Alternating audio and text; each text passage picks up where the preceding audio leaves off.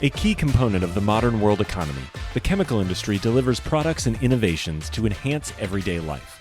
It is also an industry in transformation, where chemical executives and workers are delivering growth and industry-changing advancements while responding to pressures from investors, regulators, and public opinion. Discover how leading companies are approaching these challenges here on The Chemical Show. Join Victoria Meyer, president of Progressio Global and host of The Chemical Show, as she speaks with executives across the industry and learns how they are leading their companies to grow, transform, and push industry boundaries on all frontiers. Here's your host, Victoria Meyer.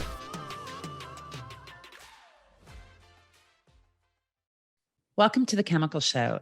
This week, I am speaking with Jennifer McIntyre and Kelly Gilroy from Univar Solutions. Jennifer is the Senior Vice President and Chief People and Culture Officer and has held that roles at Univar since January of 2021. She's held a number of senior roles at Univar, including Chief Integration Officer of Univar Solutions, where she successfully led the integration of Univar and Nexeo Solutions, and that was a pretty big deal. And she's had a long history in the chemical industry at companies including Dow and Rohm and Haas. Kelly is the VP of Sustainable and Natural Products. She leads the development of and commercialization of sustainable and natural ingredients across Univar Solutions.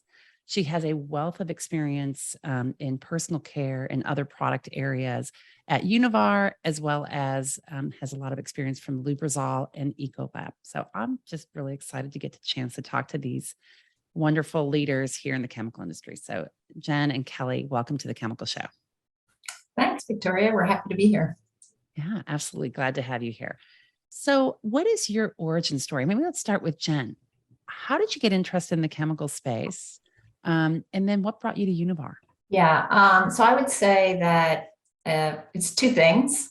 One, I was sort of naturally good at math and science. And so I was encouraged at my high school to pursue a career in engineering. But secondary was, I'm actually from a family of people who've worked in the chemical industry. So my grandfather worked his entire career at Rohm and Haas. Wow. Yep. And I had uncles who also worked there. So, it was an industry that I was very familiar with. And when I hired out of college, the company that I wanted to work for was actually Rohm and Haas, because it was pretty deep in our family history. That's pretty awesome. Yeah, it was pretty cool.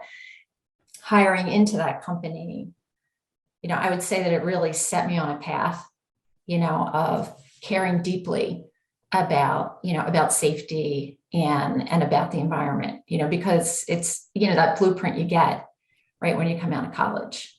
Yeah, absolutely. Yeah. And so that was very formative for me. In addition to having responsibility for people and culture at Univar Solutions, I also have responsibility for ESG. So it's a really natural fit for me to have sort of that whole envelope of responsibility. But you also asked me, how did I get to Univar Solutions? Yeah. And, I had worked for 21 years for Rohm and Haas, and we were bought by Dow Chemical. And I worked 4 years for Dow. And it was in that time that I worked for Dow that I got to know and appreciate distribution. I ran the supply chain for Dow Chemical, the solvent supply chain. And really, distribution is an incredibly important channel to market for the solvents business at Dow. And so, I had the opportunity to really learn a lot about it and see where the opportunities were, and that I could, when I was approached by Univar to join, I could see how I could create value, for them. And it was a unique opportunity. So that's really how I ended up here. Awesome. That's really interesting. Thank you for sharing that. Kelly, how about you? What is your origin story? Because you've also spent a large part of your career in the chemical industry. How did you get here? Yeah, thank you. Very different routes. Jen started early, and I would say I was a late bloomer. So I actually studied accounting in college, and I'm a CPA, and was just studying accounting because I was at a school that was good at accounting on the practical side. of me said, oh, I'll always have a job. So I started actually at JP Morgan Chase, and my pattern in life was start in finance and end up over on the business side. So I went to banking school. I ended up working for a customer, same thing, started in finance, went over to the line. And that's why I love chemicals, because in chemicals, I went right to the business side. And I started at, it was actually Nelco Chemicals, at Nelco Company, which is now Ecolabs. And they were going through a merger and needed someone in Chicago. So not only did I get to learn chemistry, but I also actually had my first full-time sales job where, you know, when you're in banking, I think we called ourselves relationship managers. Right. And so, you know, really what I had skills in was solving complex problems, negotiating with lots of different stakeholders. And, you know, in banking, I just always wanted to be where we were making something. And chemicals did that. And there's a lot of innovation here, and there's a lot of connectivity. And so I was really excited to join Univar because I had come up through the supplier side. So when you get into a company like Univar Solutions that has lots of opportunities, you have maybe 5 or 10 solutions for customer problems, whereas at a supplier you tend to have, you know, a really good solution of your product. So Univar really opened my world to what I could do for customers, and it's been 8 great years.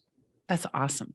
And it's interesting that you started in banking, because I don't think of people making the leap from banking and finance in that world into the chemical industry, right? Kind of a bit of a hands-off, kind of clean industry into a hands-on industry. So that is a big leap.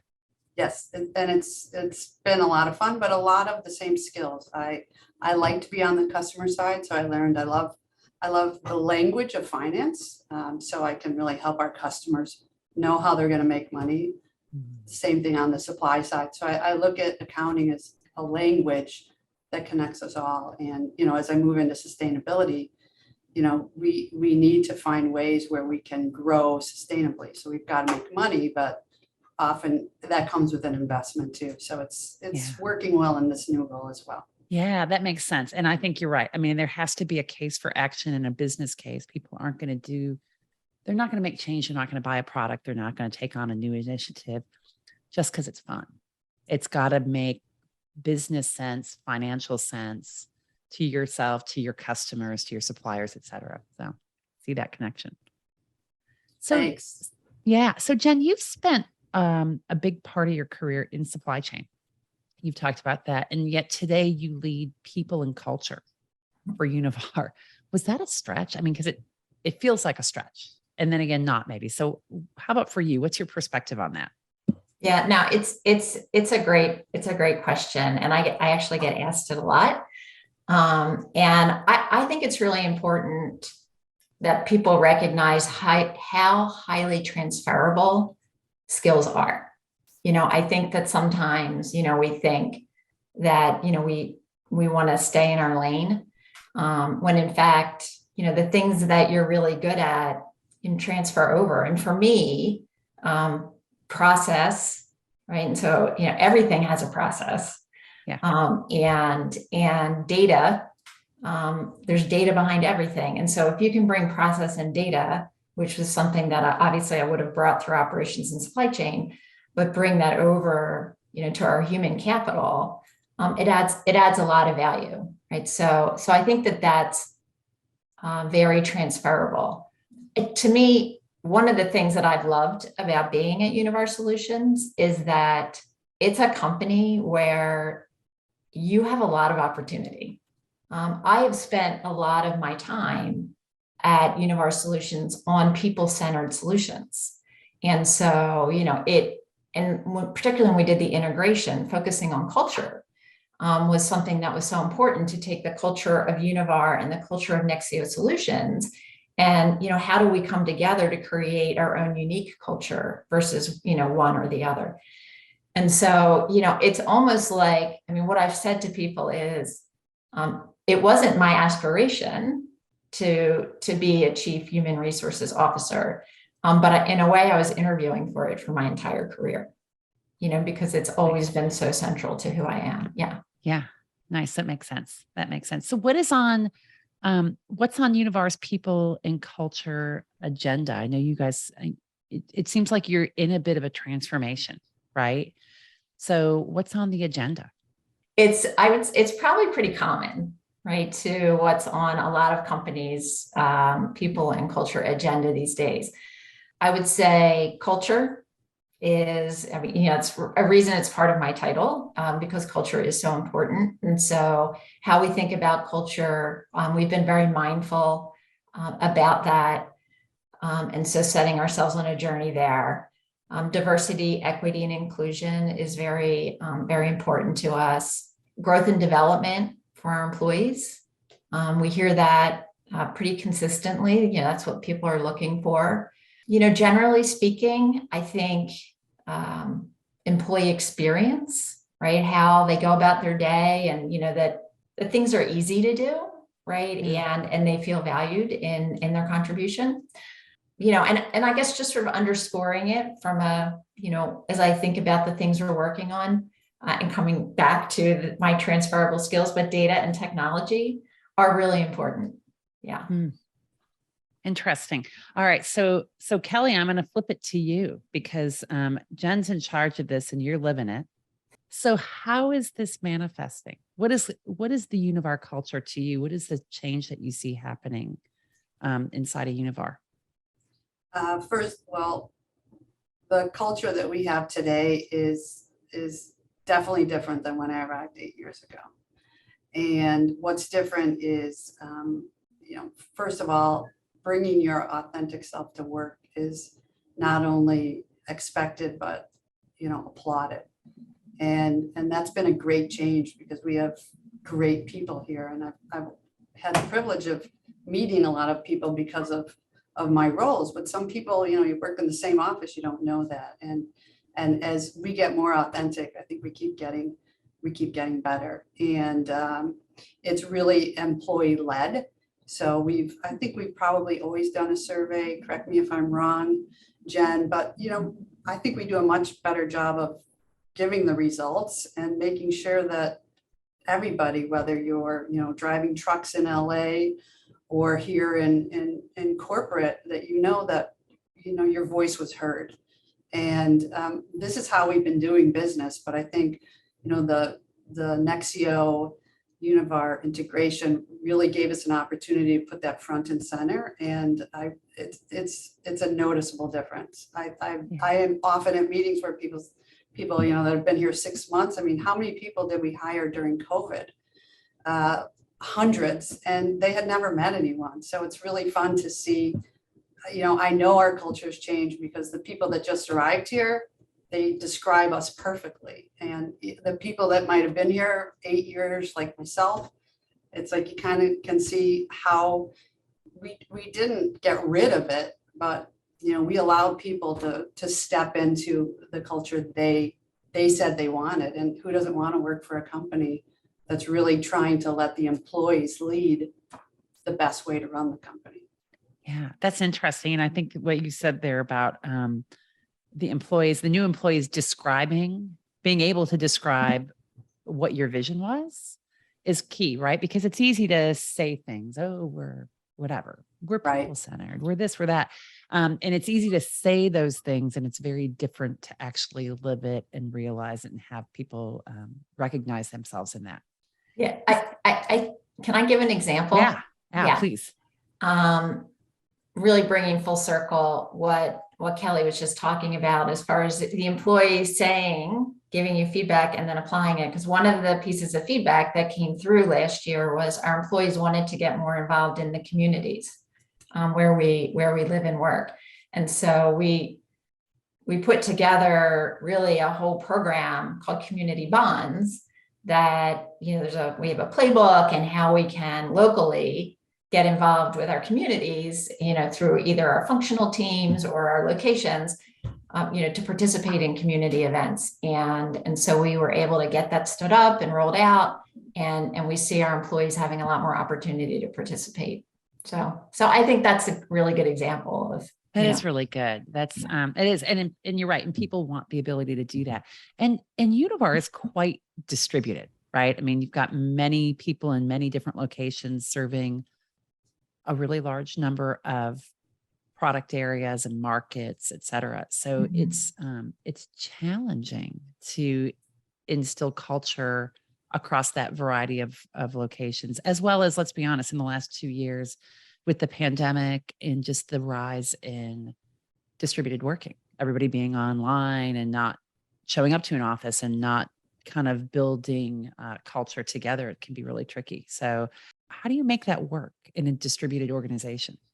It's a really good call out, Victoria, because it was one of the biggest differences for me in joining Univar versus my experience in working for a supplier where you have, a much more finite set of locations, where you'd have a location, you had 2,000 employees.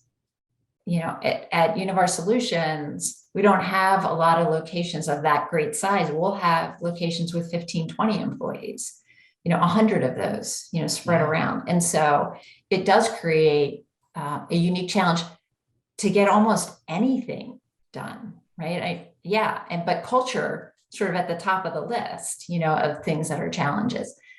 So, I mean, I would say that it takes time, for sure. And you need to be deliberate. We set out, we put together a framework around our culture, that is around preserve. So things that we really loved about our culture that we wanted to make sure we held true, things that we were working on that we wanted to strengthen, and then things that we thought we needed to transform. And all of that came from the employee feedback that Kelly was mentioning earlier.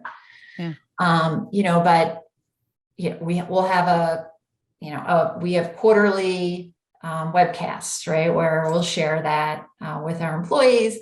We have local focus groups where we have conversations, but you really have to be consistent, right? Leaders need to model the behavior, and then you just need to keep finding ways to continually improve. So it is actually, it's a village. Yeah. Hey gang, this is Victoria. I just wanted to let you know about a community that we've built specifically for the chemical industry and listeners of The Chemical Show. It's called The Chemical Community. A pretty direct name, right? The Chemical Community is a web-based community accessed right from your desktop or smartphone, built specifically to increase engagement between you and your peers in the chemical industry. One of the reasons I built The Chemical Show and now The Chemical Community is to create greater connection across members of the industry, to share stories, gain insights, to know more and to do more for each other and for our industry. When you join The Chemical Community, you become part of something bigger. Members of The Chemical Community share insights about trends and topics in the chemical industry, get early access to podcast guests, participate in special events exclusive to the community, get event replays, and much more.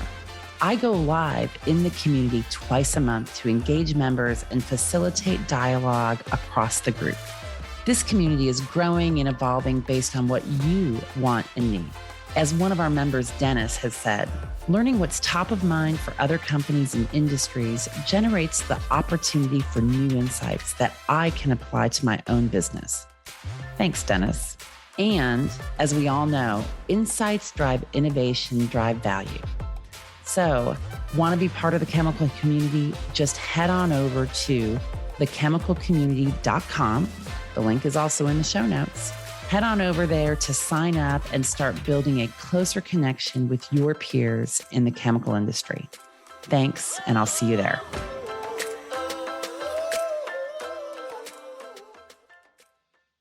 So you mentioned before just kind of this focus on processes and data and being able to use that and create some standards. Where does digital fit for you guys, right? So I think one of the other things people talk a lot about is digital transformation and digitization and just the evolution that we're in. How does that look for Univar? Well, maybe I'll take a little bit of it and then Kelly can take some of Yeah. that too, right? You know, because Absolutely. I think we're leading in the distribution space in terms of the investments that we've made in digital. Our entire back office is on one common ERP platform. And that's true for the Americas. The last place we're going to go live is in Brazil, and that'll be at the end of the year. But we'll be on one common platform across the Americas. And so that's one consistent way of doing work. And so that was hard fought. That is not an easy thing to do for anyone. No. So you hear terrible stories about SAP conversions and such, right? You know, but once you do that, you create the opportunity to then digitize the customer and supplier experience, because now you have a consistent way of how all of your transactions flow, and it gives you the opportunity to do some really cool things. And so we are rapidly growing our digital participation by our customers, because that's our next frontier, and it's really exciting. But I'll let Kelly maybe say some more about it. Yeah, Kelly, Sure. what's your perspective? Well, over on the commercial side, I agree with Jen. We invested early, and, we tend to do that. Our customers were not, the big customers were asking, but, most of our business is small to medium size. So I'd say we are ahead of the curve there. But Jen talks a lot about the integration of this, SAP system. So, not only was that the right thing to do, and albeit challenging, but it really gave us an opportunity to say, okay, where can we take a load off? Because, we know when we survey our customers, like, they love their customer service colleagues at Univar Solutions. So how can we help them, not only get through a big training exercise, right? Because SAP was new for at least half of our company. And one bottleneck we saw was, customer service gets a lot of inbound calls, like, where's my stuff? Where's this product? When's this going to be here? What, that's great. That's what we're here for. I think that's the majority of calls in every Exactly. customer center across the industry. Yeah. Correct. So one of my favorite early moves by our digital team was they created like an app that's called Where's My Stuff. I like the name too. Not very digital, but a customer could actually self-serve and go online and say, oh, it's on the truck, or it hasn't left the warehouse yet.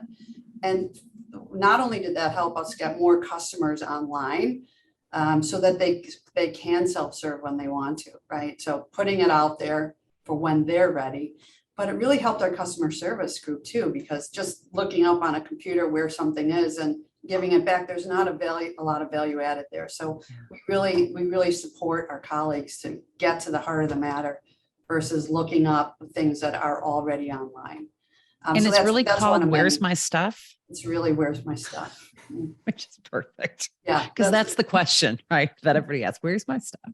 Correct. Awesome. And as we hire, people to help us in this area, they come with a whole different set of experience. So they helped us even with the Where's My Stuff, right? Because these are experts in digital and what a digital customer wants. It's been really fun learning that side of the process too. I bet. Well, it's interesting. I talked to someone recently who talked about, digital natives versus analog natives, right? We're all probably of a similar generation. So we grew up in the analog age, but our new employees, our new suppliers and customers are all digital natives, right? I mean, the millennials, the next generation of who we're bringing on in our organizations are very comfortable with everything being digital. And frankly, all the consumer product stuff that we work with, right? Whether it be Amazon or Target or, UPS, everything is telling you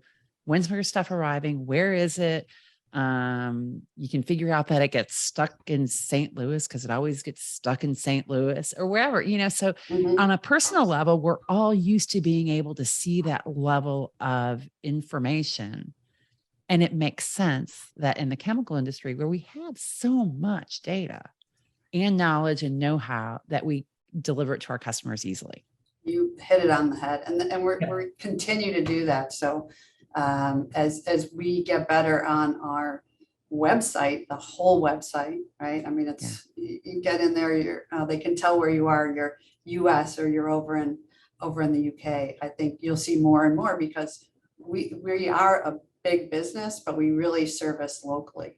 So we want that experience, whether it's, virtually or face-to-face or digitally, to be targeted to the customer in their local environment.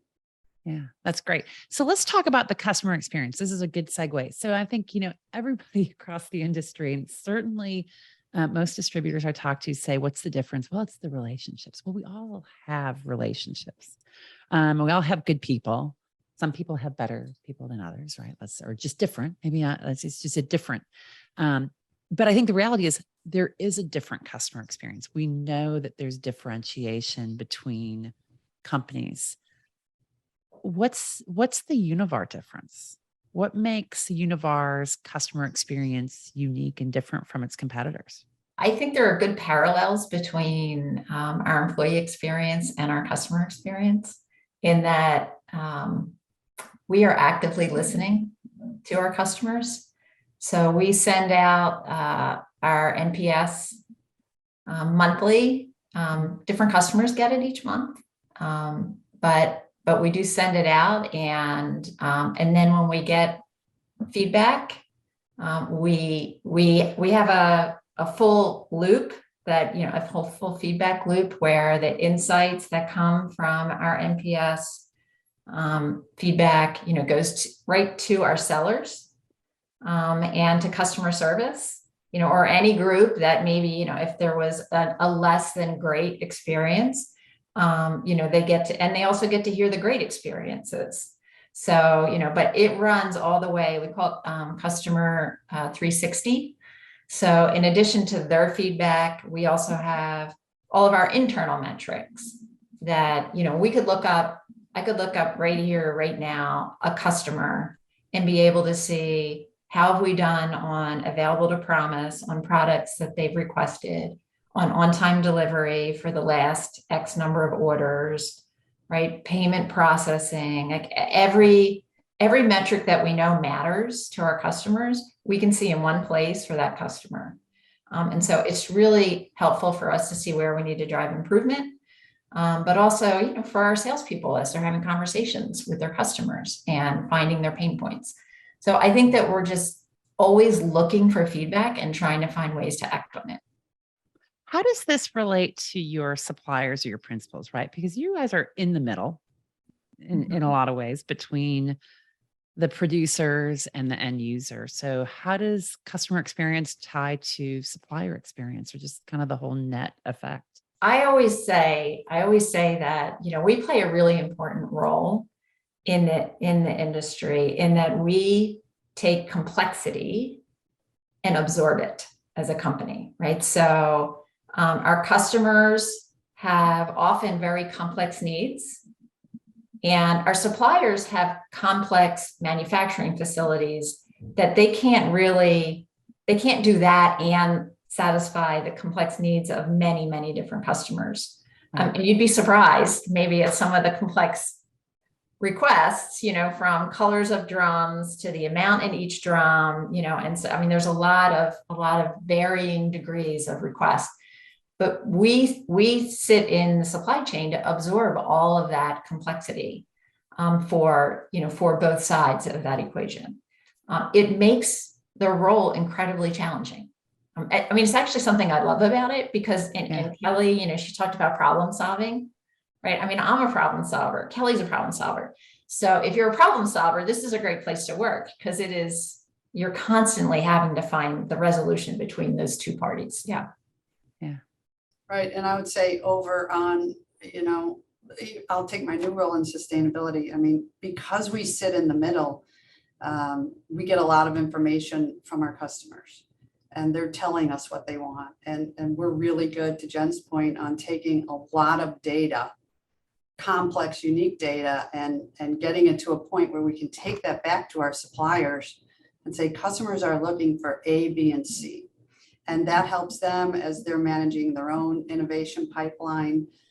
It helps it helps them say, hey, this is really what's happening in the market, because to Jen's point, the suppliers, they have a certain amount of bandwidth for customers. So we pride ourselves on being the best extension of not only their sales force, but their marketing and their technical as well. And when you think about what we're talking about here, digital, we were all home for 2 years. So communication is really decentralized now. And what we're in business in the middle to do is make sure that our customers, who are our number one priority, are getting what they need, and that we have the suppliers well informed so they can deliver to our customers' promises. Yeah, makes sense. Makes sense. So Kelly, let's talk about sustainability. I know this is your focus, and I know Jen, it's your focus as well, but we've got Kelly on point today. And sustainability is critical, right? And it seems like it's just becoming more and more important today. So just given the complexity of your supply chains, right? So the variety of principals and suppliers that you have, the variety of products, it's a lot to navigate. So what's your approach to this? Okay, well, I will start with corporately, right? So Jen, she hasn't even bragged about our good results, but we're just, in 2021, we reported, well above all of our metrics. And we actually put out our new metrics, which are, a 20% reduction by 2025 in our scope 1 and 2s, and another 40% by 2030. So, wow. I'm the commercial side of what we call sustainability at Univar Solutions. So it's been a pleasure we have a phenomenal 2021 report that's over 80 pages. The team did a great job with an executive summary. And, that is a great learning tool for all of us at Univar Solutions, not to mention our customers and suppliers. So, knowing our metrics and what we're doing internally, I think that puts us in a great position to do what I do, which is helping our customers on their sustainability journeys. Yeah. And we recently polled a global audience and learned that, sustainability is, more than 90% said either extremely important, very important, or somewhat important. So it's a hot topic. And what we're doing now is really making sure that all of our salespeople, all of our product management people, our customer service reps, they really can talk the talk, because we've been Univar Solutions put their first sustainability report out in 2008. So our challenge and our opportunity is we have been very sustainable, but we haven't been talking about it in terms of sustainability. So a lot of what I'm doing is really leveraging what we're already doing and packaging it up in such a manner that our customers can take advantage of it, right? So the first thing we're doing is looking at a framework so that we can actually characterize sustainability at the product level. And there's nothing like this today in the market. And so we want to be the ones to really set that stage. It will change. We're putting a stake in the ground, but when a customer says, what you have that's sustainable, we can say, well, let's go online and look at, we have 6 characteristics. And that not only enables our customers to achieve their goals, but it really opens that conversation up with our suppliers, who are also on very different journeys. So we have some of the biggest chemical companies in the world very far along in their journey. And we have some suppliers that have one product, and, in terms of sustainability, maybe this is how they're launching into the chemical industry. So it's just been amazing to see that collaboration, because, Univar Solutions as one company, we can't solve the sustainability challenge by ourselves, but we're right in the middle of that value chain, where when we do what we say we do, which is a core value at Univar Solutions, everybody wins. So when we reduce our scope 1 and 2 emissions, we deliver a lower scope 1 and lower scope 3 to our customers, right? And the same thing, our scope 3s are primarily from our suppliers. So if we can work collaboratively to get their scope 1 and 2s lower, that flows right to us. So, I'm very hopeful about where we're going as an industry, and as a big part of the whole sustainability challenge. And we're really well positioned. Yeah. That makes sense. And I do think as we've already talked about, you guys are in the middle of that value chain. So kind of figuring out how to parse and quantify and carry through that information across the way is critical. I think the other piece that's interesting that, you guys have had a sustainability report since 2008. One of the things I think there's been a blind spot in the chemical industry because there's always been a focus on safety, and sustainability is a lot around efficiency as well when we think about it, right? So inherently, as a company, as industries, we want to be efficient. So there's always been a lot of circularity inside of a manufacturing process, right? Because it's efficient and it's cost effective and stuff. And so part of the challenge is that narrative and figuring out what the narrative is. And then actually, as you're talking about, putting it in the hands of your customer facing staff, your supplier facing staff, so that you can talk about it, have an impact on it, recognize the positive effects, and frankly, the areas that need work, but be more holistic about it is really important. Yes, and it's really all about transparency, right? So Yeah. many of our suppliers have excellent data, and we want to be, a forum for our customers to access that data the way they want to access that data. So Makes sense. it's been a really great 6 months, and it's going to be an even greater next 6 months. Yeah, lots to go. So what is next for you guys? What's next for you, Jen and Kelly and Univar? Where are you guys heading over the coming 6 or 12 months? Well, I think we've laid out very clear goals, and they're aspirational, but I also think very achievable. But we have laid out some clear goals, which I think is always the most important starting point, right? Is to do that and create your strategy of how you're going to achieve it. And we're very much in a driving for execution, and trying to just continue to make the improvements every year. And an example.